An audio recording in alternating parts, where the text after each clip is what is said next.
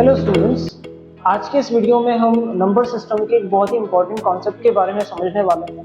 वो कॉन्सेप्ट है unit digit के बारे में। ठीक है, तो यूनिट डिजिट के बारे में थोड़ा सा आपको पता होगा, है ना। जब हम किसी भी नंबर को लिखते हैं तो एक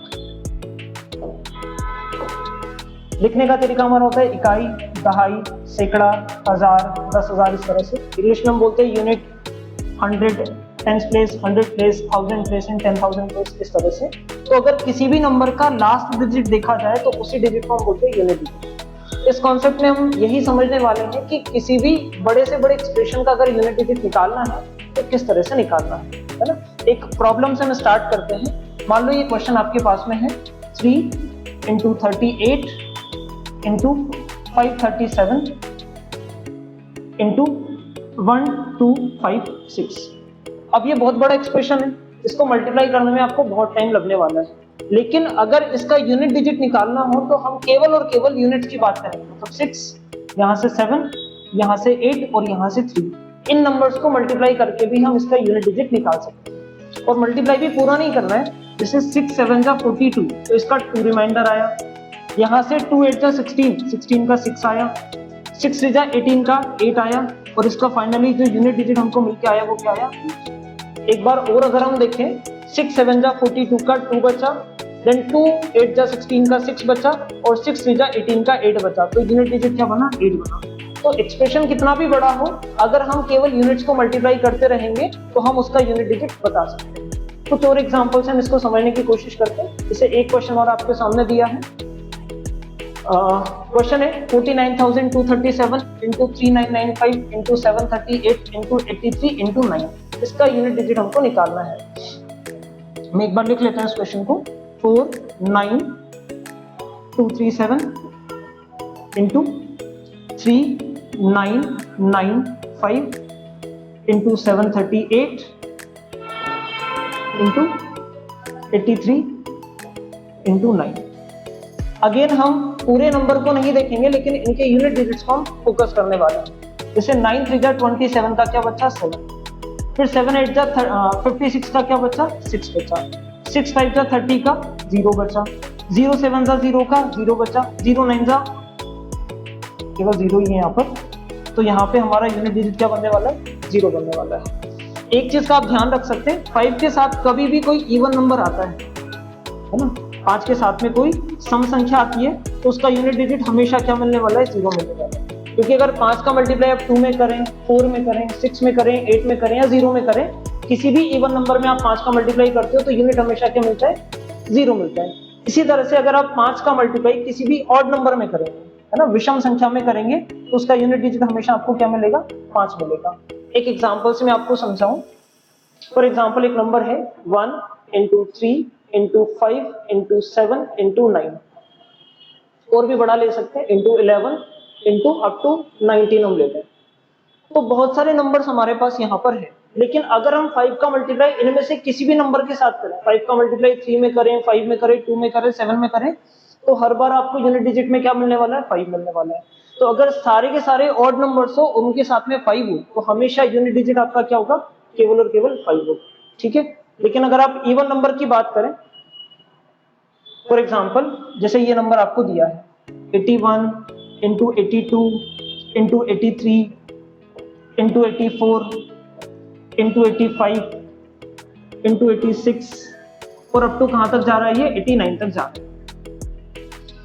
बहुत बड़ा नंबर है, इसको हम 999 तक भी ले सकते हैं। लेकिन हमको फोकस क्या करना है, यहाँ पर हमको 5 मिल रहा है और 5 के साथ में हमको एक इवन नंबर चाहिए। 6 भी इवन नंबर है, 4 भी इवन नंबर है, 2 भी इवन नंबर है। तो 5 के साथ कोई भी इवन नंबर आ जाए तो उसका यूनिट डिजिट हमेशा क्या होगा, 0 होगा।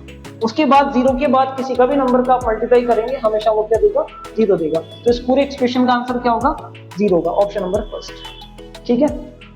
तो ये बात हो गई यूनिट डिजिट की। लेकिन इसमें और भी तरह के क्वेश्चंस बनते हैं।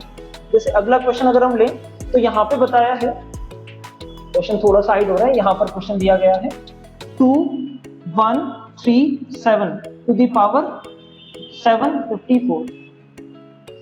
कभी भी कोई ऐसा नंबर मिलता है जिसकी बड़ी पावर्स हो और उसका यूनिट डिजिट हमको निकालना है, तो ध्यान रखिएगा उस पावर को आपको 4 से डिवाइड करना है। है ना। अब दिमाग में क्वेश्चन आएगा कि 4 से ही क्यों डिवाइड करना है, उसका रीजन आपको भी समझ आ जाएगा। फॉर एग्जाम्पल हम लिखें 2 की पावर 1, तो ये क्या होता है 2 होता है। 2 की पावर 2 क्या होता है 4 होता है। 2 की पावर 3 क्या होता है 6 और 2 की पावर 4 क्या होता है 8। आप 2 की पावर 5 लिखोगे तो वापस से क्या आएगा 32, है ना। आप नोटिस कर रहे होंगे कि 2 जो है वो वापस से 5 में क्या हो गया रिपीट हो गया। मतलब कोई भी नंबर आप ले लो, उसकी कितनी भी पावर ले लो, जहां पर ही 4 पावर कंप्लीट होगी तो 5वीं पावर में जो वो 1 पावर वाला जो यूनिट डिजिट है वो क्या हो जाता है रिपीट हो जाता है। आप 2 की पावर 6 ले लीजिए, ये होगा 64। तो यहाँ पर 2 की पावर 2 4 था, उसके बाद 1 2 3 4 चौथी की पावर के बाद वापस से क्या हो गया 4 रिपीट हो गया। तो कभी भी किसी नंबर की पावर बड़ी से बड़ी दी हो, आप उसकी पावर को 4 से डिवाइड करो, रिमाइंडर को पावर में लिखो, उसके बाद यूनिट डिजिट आसानी से निकाल सकते हैं। इस क्वेश्चन को थोड़ा मैं एक्सप्लेन करूं एक बार और। क्वेश्चन लिखा है 2 1 3 7, इसकी पावर दी थी हमको 754। तो स्टूडेंट जैसा कि मैंने बताया कि इस पावर को 754 को आप 4 से डिवाइड करेंगे।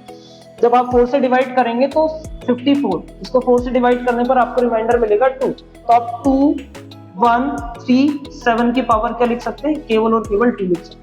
पावर बहुत बड़ी है, लेकिन जैसा मैंने बताया 4 कंप्लीट होने के बाद वापस से वो पावर क्या होती है रिपीट होती है। तो हमने 4 से इसको डिवाइड किया, रिमाइंडर 2 बचाया, तो उसको हमने पावर में लिखा। इसके बाद क्या करना है, ये जो 2137 इसको 2 बार मल्टीप्लाई करना है, 2137 इंटू 2137। अब देखा जाए तो पूरे नंबर का भी मल्टीप्लाई नहीं करना है, केवल 7 और 7 का मल्टीप्लाई करना है, क्योंकि हमको क्या निकालना है यूनिट डिजिट निकालना है। तो 7 7 जा 49 का क्या बनेगा, तो हमारा यूनिट डिजिट क्या निकल के आया 9 निकल के आया, ऑप्शन नंबर 4। ठीक है। तो अगर कोई भी नंबर आपको दिया जाए, बड़े से बड़ा नंबर हो, उसकी पावर जो दी हो उस पावर को 4 से डिवाइड करना है, रिमाइंडर को पावर में लिखना है, उसके बाद उस नंबर को सॉल्व कर सकते हैं। एक एग्जांपल से और हम समझेंगे। अगला क्वेश्चन आपको दिया है 2 1 5 3 टू द पावर 167। आप देखेंगे 167 है, इसको 4 से डिवाइड करिए।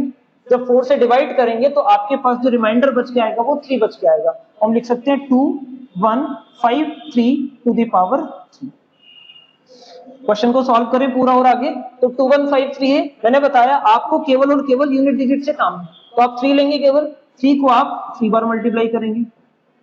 3 बार क्यों कर रहे हैं, क्योंकि पावर क्या है 3 है। 3 को 3 बार मल्टीप्लाई करोगे क्या मिलेगा 27, तो यूनिट डिजिट क्या मिल के आया 7 मिल के आया। ठीक है। एक और क्वेश्चन ले सकते हैं।